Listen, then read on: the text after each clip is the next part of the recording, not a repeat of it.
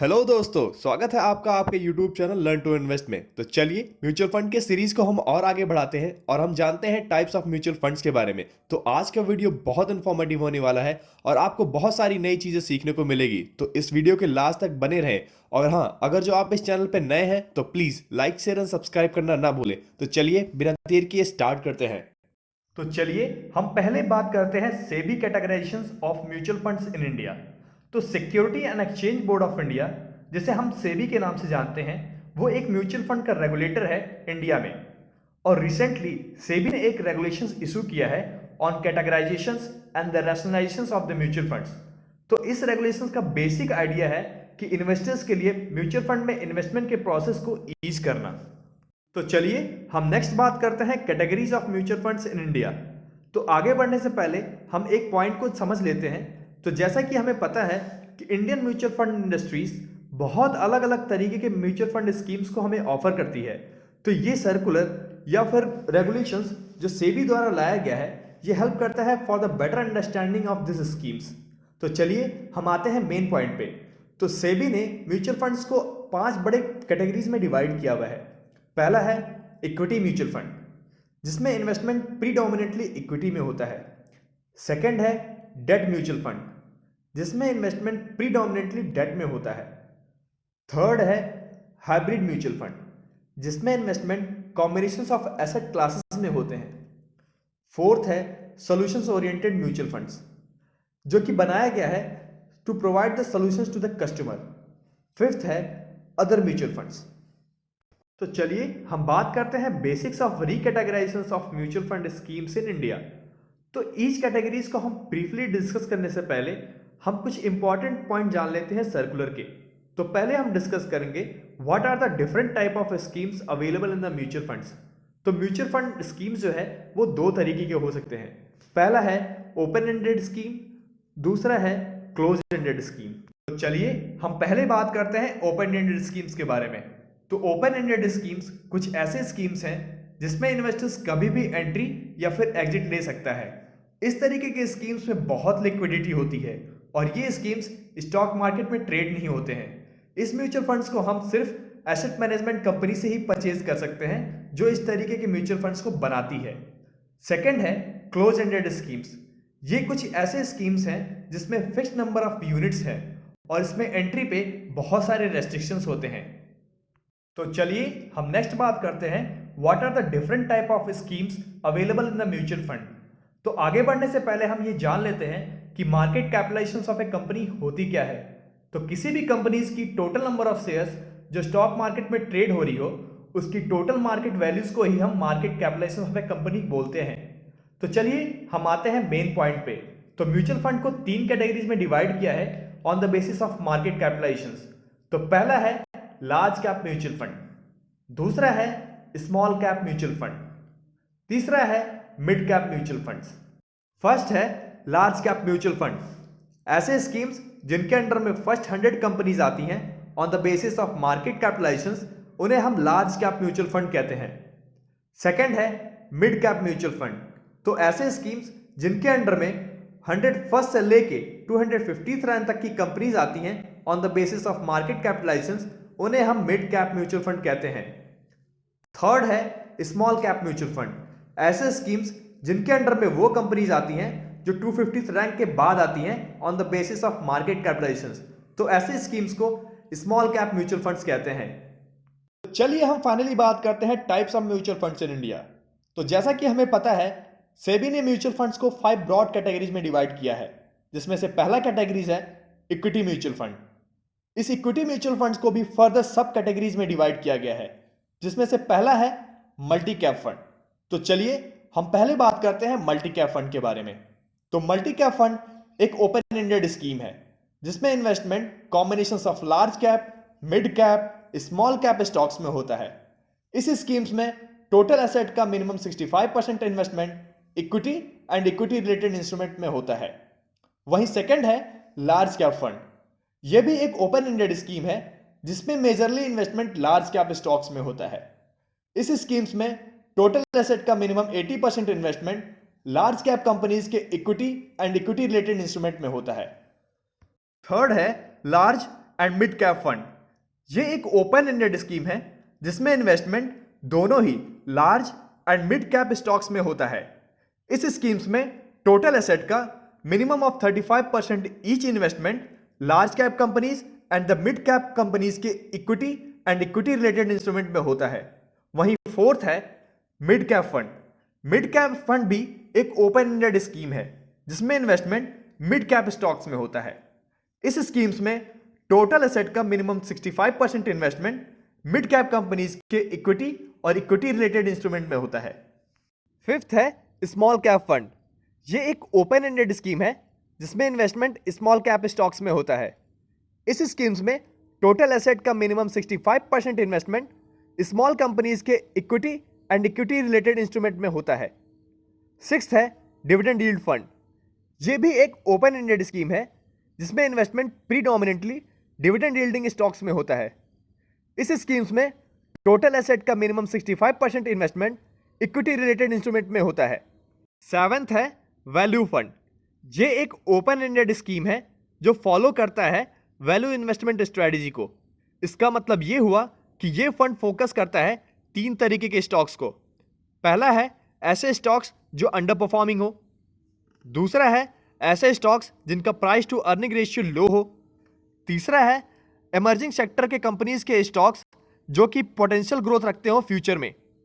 ऐसे स्कीम्स में total asset के minimum 65% investment equity and equity related instrument में होता है। एट्थ है कॉन्ट्रा फंड।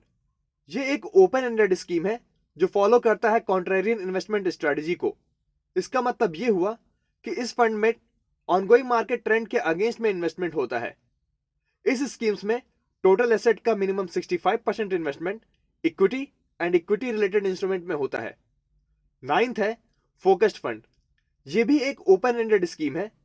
इस स्कीम्स में टोटल मार्केट कैपिटलाइजेशन को ध्यान रखते हुए मैक्सिमम 30 स्टॉक्स में इन्वेस्टमेंट होता है। टेंथ है सेक्टोरल या फिर थीमेटिक फंड। ये एक ओपन एंडेड स्कीम है जिसमें इन्वेस्टमेंट पर्टिकुलर सेक्टर या फिर डिफाइंड थीम जिसके अराउंड इन्वेस्टमेंट रिवॉल्व करता है उसमें किया जाता है।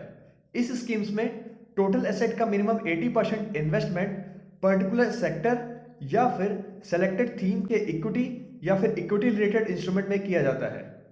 11th है इक्विटी लिंक्ड सेविंग स्कीम जिसे हम ELSS के नाम से जानते हैं। ये स्कीम बहुत ही फेमस है। ये एक ओपन एंडेड स्कीम है जिसमें लॉक इन पीरियड 3 साल का होता है। इस स्कीम्स में हमें टैक्स बेनिफिट मिलता है under section 80C of the income tax act 1961। Equity linked saving scheme 2005 के according as notified by the ministry of finance total asset का minimum 80% investment equity and equity related instrument में invest होता है। चलिए हम बात करते हैं म्यूचुअल फंड के सेकंड ब्रॉड कैटेगरीज के बारे में जो कि है debt mutual fund. Debt mutual fund को भी फर्दर सब कैटेगरीज में डिवाइड किया गया है जिसमें से फर्स्ट है ओवरनाइट फंड। ओवरनाइट फंड एक ओपन एंडेड स्कीम है जिसमें इन्वेस्टमेंट फिक्स्ड इनकम सिक्योरिटीज में होता है और उसकी मैच्योरिटी पीरियड जो होती है वो 1 डे की होती है। सेकेंड है लिक्विड फंड। ये भी एक ओपन एंडेड स्कीम है जिसमें इन्वेस्टमेंट डेट और मनी मार्केट इंस्ट्रूमेंट में होता है और इसकी मैच्योरिटी पीरियड जो होती है वो 91 डेज की होती है। थर्ड है अल्ट्रा शॉर्ट ड्यूरेशन फंड। ये भी एक ओपन एंडेड स्कीम है जिसमें इन्वेस्टमेंट डेट और मनी मार्केट इंस्ट्रूमेंट में होता है और इस पोर्टफोलियो की मैक्सिमम ड्यूरेशन जो होती है वो 3 to 6 मंथ होती है। फोर्थ है लो ड्यूरेशन फंड। ये एक ओपन एंडेड स्कीम है जिसमें investment money market and debt instrument में होता है और इस फंड की पोर्टफोलियोज की मैक्सिमम ड्यूरेशन जो होती है वो 7 ईयर से ज़्यादा होती है। फिफ्थ है मनी मार्केट फंड। ये भी एक ओपन एंडेड स्कीम है जिसमें इन्वेस्टमेंट मनी मार्केट इंस्ट्रूमेंट में होता है और उसकी मैच्योरिटी पीरियड जो होती है वो 1 ईयर की होती है।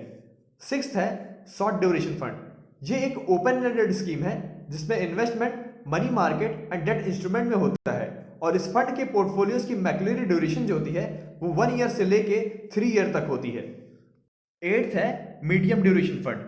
ये भी एक ओपन एंडेड स्कीम है जिसमें investment money market and debt instrument में होता है और इस फंड की पोर्टफोलियोज की मैक्सिमम ड्यूरेशन जो होती है वो 3 ईयर से लेके 4 ईयर तक होती है।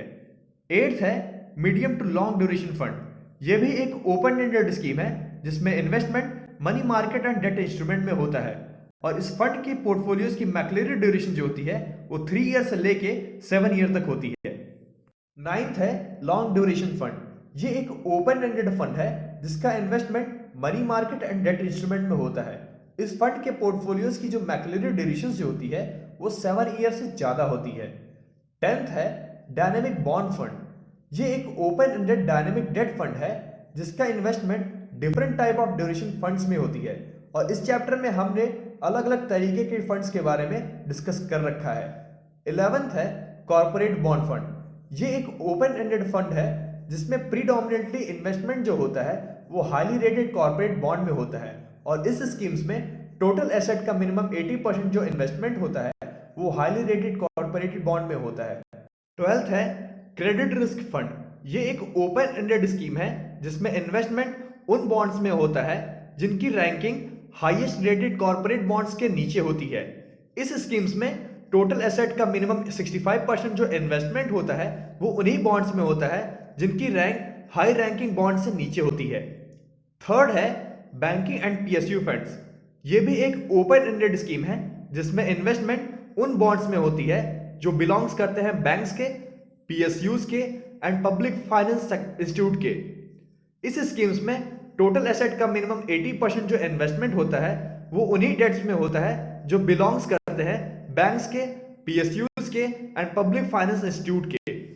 14th है गिल्ड फंड।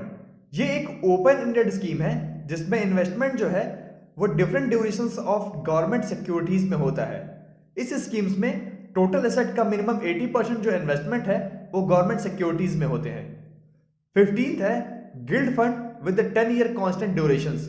ये भी एक ओपन एंडेड स्कीम है जिसका इन्वेस्टमेंट गवर्नमेंट डेट सिक्योरिटीज में होता है जिसमें कांस्टेंट मैच्योरिटी पीरियड जो होती है वो 10 ईयर होती है। इस स्कीम्स में टोटल एसेट का मिनिमम 80% जो इन्वेस्टमेंट है वो गवर्नमेंट सिक्योरिटीज में ही होता है जिसका मैक्सिमम ड्यूरेशन जो होता है वो 10 ईयर का होता है।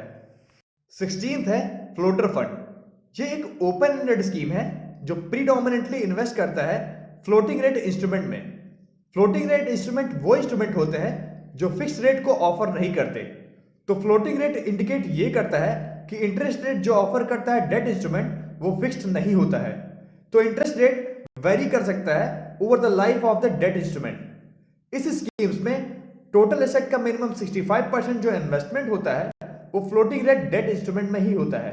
म्यूचुअल फंड का थर्ड ब्रॉड कैटेगरी है हाइब्रिड फंड। इसे भी सब कैटेगरीज में डिवाइड कर दिया गया है जिसमें से फर्स्ट है कंजर्वेटिव हाइब्रिड फंड। ये एक ओपन एंडेड हाइब्रिड स्कीम है जिसमें इन्वेस्टमेंट प्रीडोमिनेंटली डेट इंस्ट्रूमेंट में होता है।